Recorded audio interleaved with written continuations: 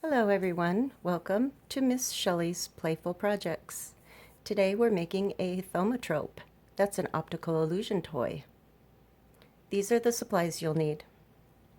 Crayons, round pieces of cutout paper. You can use a template that you've gotten off the internet, or you can use just plain round pieces of paper and draw your own pictures. You will need a stick, a round one that you can rub between your hands. I'm using a cooking skewer. You can also use a straw or anything else you have around the house that will work. First, you're going to use the round pieces of paper.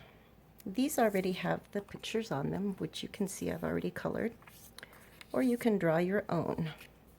There's several different options you can use. You can make a fish,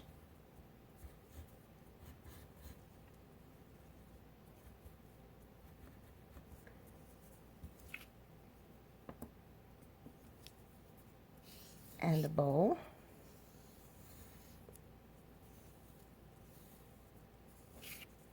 You can also do a duck in a pond, a bug in a jar, a bird in a cage, whatever you want to draw. After you've colored your picture or you've drawn your own pictures, you're going to turn the paper over and you are going to glue the back side. Now you're going to attach these two papers together with the skewer in the center. So you want to get a good amount of glue on there. And you also want to make sure that your picture is up straight with the skewer. So you don't want it off to the side, you want it straight. And then you're going to use your other piece of paper.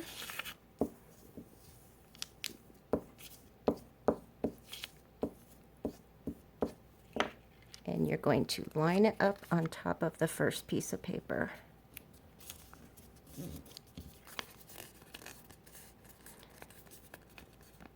Now, if you spin the paper back and forth, it'll look like the bug is actually in the jar.